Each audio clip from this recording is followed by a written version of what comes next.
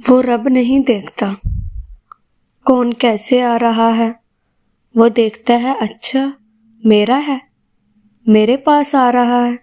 آ جاؤ، تم چل کر آ رہے ہو، میں دوڑ کر آتا ہوں۔ تم میرے ہو، میں تمہارا ہوں، مجھے کیا سروکار کون ہو، گنہگار ہو یا نیک ہو، کیسے ہو، کس نسل کس رنگ سے ہو، کس عمر کس رتبے سے ہو، میں خانے سے آ رہے ہو یا کعبہ سے آ رہے ہو، درد میں آ رہے ہو شکر میں آ رہے ہو، رنج میں آئے ہو شکوے میں آ رہے ہو، اسے مہمان نوازی بہت پسند۔ وہ کیسے کہہ سکتا ہے کیا کرنے آئے ہو، وہ منہ نہیں پھیرتا، وہ نہیں کہتا جاؤ تم نے میری نافرمانی کی، تمہارا اور میرا تعلق ختم اب، بالکل بھی نہیں۔ وہ کہتا ہے اچھا آ گئے ہو، آ جاؤ، مانگو مجھ سے ایک بار، سچے دل سے مانگو تو صحیح، سچے دل سے میرے ہو کے تو دیکھو، یہ زمانہ تمہارا کر دوں گا۔ اللہ انسان کو وہاں سے نوازتا ہے جہاں سے اسے توقع بھی نہیں ہوتی۔ اللہ کی بانٹ آدھی بانٹ نہیں ہے۔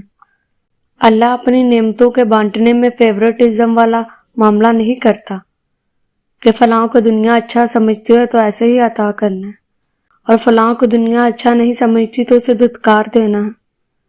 اللہ بس نیتیں دیکھتا ہے۔ اللہ بس یہ دیکھتا ہے کہ کس کے دل میں اللہ کے لیے محبت ہے اور کون اس چیز کو پانے کی زیادہ شدت رکھتا ہے۔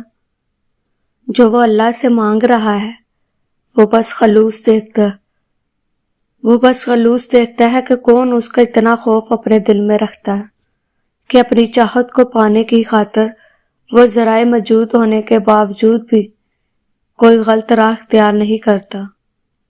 وہ بس طلب دیکھتا ہے کہ کون اس کے انعام کی طلب رکھتا ہے اور پھر اس طلب کی خاطر صبر کرتا ہے۔ یہی سب دیکھ کر کہ اللہ فیصلہ کرتا ہے کہ کس کو کیا، کب اور کتنا دینا ہے، اور جو انسان اللہ کی اس آزمائش پر پورا اتر جاتا ہے اور بے پناہ غموں اور تکلیفوں کے بعد بھی اللہ سے مانگنا نہیں چھوڑتا، تو پھر اللہ اسے غیب سے عطا کرتا ہے، پھر اللہ دیتا ہے۔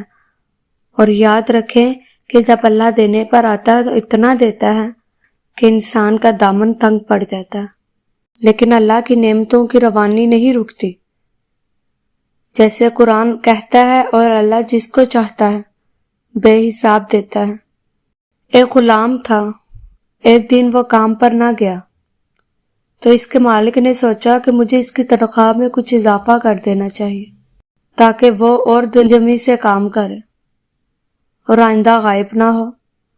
اگلے دن مالک نے اس کی تنخواہ سے زیادہ پیسے اسے دیے جو اس نے خاموشی سے رکھ لی، لیکن کچھ دنوں بعد وہ دوبارہ غیر حاضر ہوا۔ اس کے مالک نے غصے میں آ کر اس کی تنخواہ میں کیا گیا اضافہ ختم کر دی اور اس کو پہلے والی تنخواہ ہی دی۔ غلام نے اب بھی خاموشی اختیار کی تو مالک نے کہا جب میں نے اضافہ کیا تو تم خاموش رہے، اور اب جب کمی کی تو پھر بھی خاموش ہو کیوں؟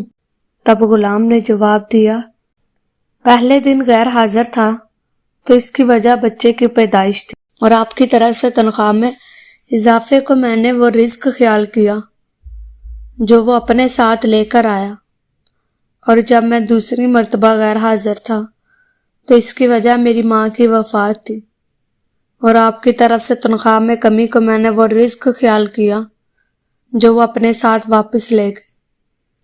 پھر میں اس رزق کی خاطر کیوں پریشان ہوں جس کا ذمہ خود اللہ نے اٹھایا ہوا ہے؟ دنیا کی رنگ ریلیوں میں کھو کر ہم نے اپنے دل کا سکون ہی برباد کر لیا ہے۔ اللہ نے ہمیں دنیا میں کس لیے بھیجا، آج ہم وہ بھول چکے ہیں۔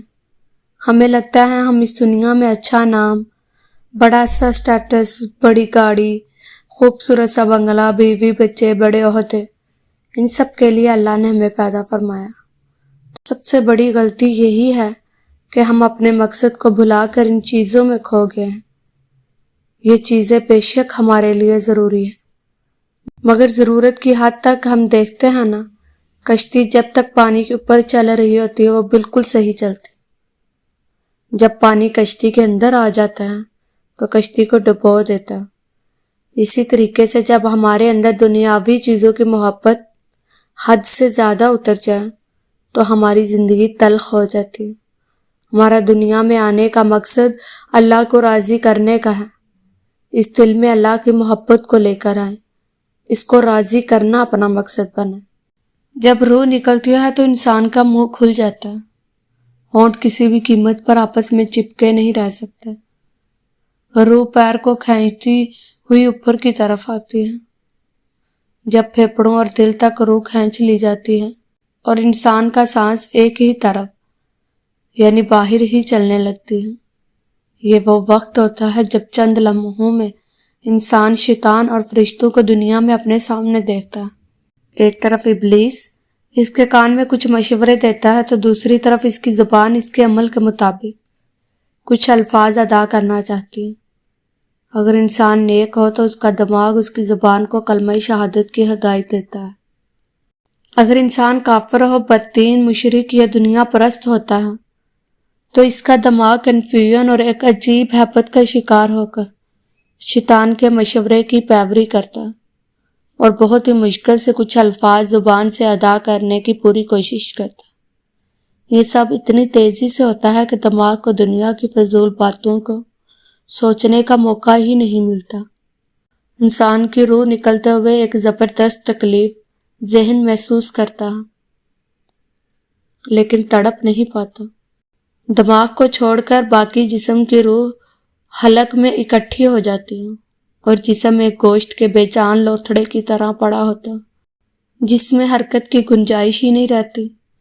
آخر میں دماغ کی روح بھی کھینچ لی جاتی، آنکھیں روح کو لے جاتے ہوئے دیکھتی ہیں، اس لیے کہ آنکھوں کی پتلیاں اوپر چڑھ جاتی ہیں، یا جس سمت فرشتہ روح قبض کر کے جاتا ہے اس سمت کی طرف ہوتی ہے۔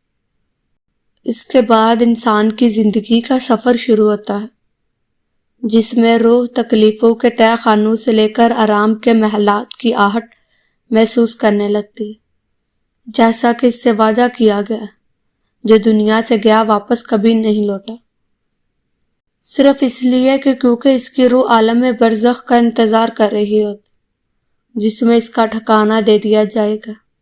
اس دنیا میں محسوس ہونے والی طویل مدت ان روحوں کے لیے چند سیکنڈ سے زیادہ نہیں ہوگی،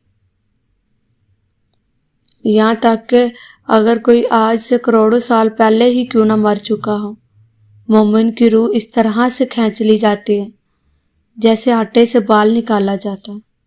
گناہگار کی روح خاردار درخت پر پڑے سوتی کپڑے کی طرح کھینچی جاتی۔ اللہ سبحانہ وتعالی ہم سب کی موت کے وقت کلمہ نصیب فرما کر آسانی کے ساتھ روح قبض فرما۔ آمین یا رب العالمین۔